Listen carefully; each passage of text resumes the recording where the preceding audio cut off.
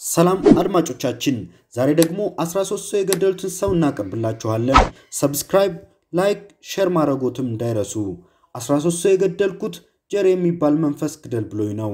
የኚህ አዛውንት ሙሉ ስም ጆሴፍ ጄምስ ዲአንጄሎ ይባላል የአሜሪካ ሚዲያ የሚያውቃቸው ግን ወርቃማው ነፍሰ ገዳይ በሚል ቅጽል ስማቸው ነው አሁን 74 ዓመት አልፏቸዋልም እጃቸው በደም ተጨማልቋል ብዙዎቹን ወንጀሎች የፈጸሙት በፈረንጆች በ1970ዎቹና 80ዎቹ አካባቢ ነው በዚያ ዘመን ዘርፈዋል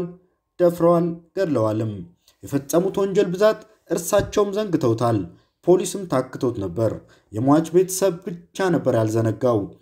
ዲአንጄሎ የሚሉት ጀር የሚባል ስም ያለው አንዳች ውስጥ የተቀመጠ መንፈስ ነው ሰዎቹን አሰቃይቼ እንደምገድላቸው የሚያዘኝ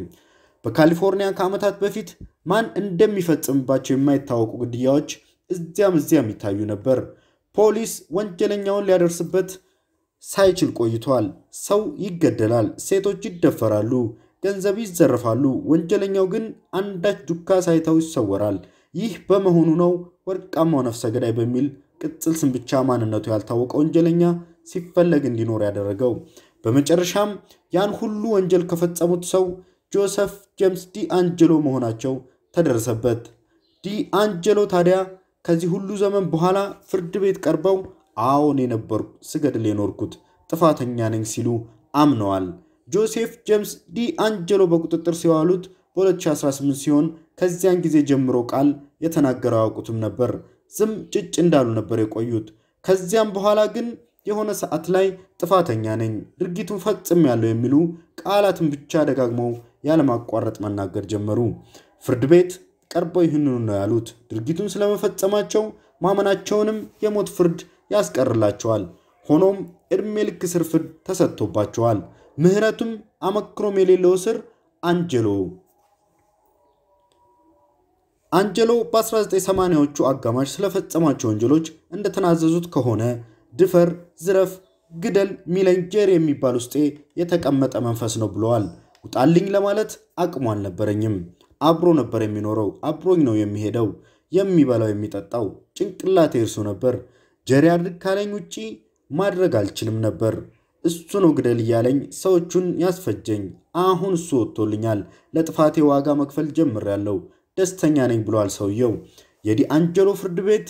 የታየው በአንድ ዩኒቨርሲቲ ትልቅ አዳራሽ ነው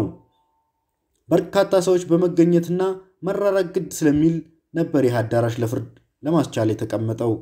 ሰውየው ዊልቸር እየገፉ ነበር ፍርድ ቤት የመጡት በ13 ሰዎች ግድያና ሌሎች በርካታ የመደፈር ወንጀሎች ጥፋተኛ ተብለዋል እርሳቸውም አዎነኝ ብለዋል የሟች ቤተሰቦች በአዳራሹ የተገኙ ሲሆን ለቅሷቸው ችሎቱን ሲረብሽ ነበር ለምሳሌ በአዳራሹ ከተገኙት ውስጥ ጄኒፈር ካሮል አንዷ ነበረች የህግ ሰው የነበረው አባቷ ላይማን ስሚዝ በ1980ዎቹ በእኚህ ሰውዬ ተገድለውባታል እናቷም የተገደሉት በሰውየው ከተደፈሩ በኋላ ነበር ጄኒፈር እንባዋን መቆጣጠር አልቻለችም ሞገደኛው ሽማግሌ ወንጀለኛ ዲአንጄሎ ከዚህ ሁሉ ግፍና ግድያ በኋላ በሰላምና በጤና ሲኖሩ ነበር ፖሊስ ለዚህ ሁሉ ወንጀል ተጠያቂ በጭራሽ እርሳቸው ይሆናሉ ብሎ አስቦ አያውቅም ነበር ፖሊስ እንዴት ደረሰባቸው ፖሊስ ሰውየው ከዚህ ሁሉ ዘመን በኋላ ሊደርስባቸው የቻለው በዲኤንኤ ወይም የዘረመል ዱካ አማካኝነት ነው ያኔ ድሮ ወንጀሎች ከተፈጸመባቸው ስፍራዎች የተገኘው የዘረመል ቅንጣት ጋር የሚመሳሰል የሩቅ ዘመድ እንኳን ቢኖር በሚል ፖሊስ በበይነ መረብ የፍለጋ ሙከራ ጀመረ አንድም የዘረመል ሰንሰለት የሚያጠራቅም ዝነኛ ድረገጽ አለ ይህ ቋት የዘረመል ቅንጣት ሰንሰለትና የሰዎቹን ዘር ማንዘር በመዘርዘር ይታወቃል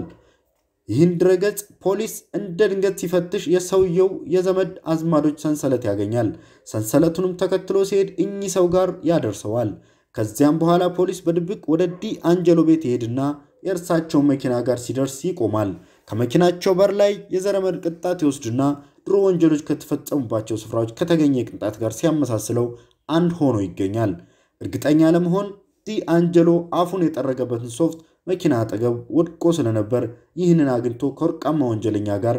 ሲያመሳስለው አንድ ይሆናል በዚህ ጊዜ ነበር ዲአንጄሎ ሞገደኛው ወንጀለኛ ስለመሆናቸው 100% የተረጋገጠው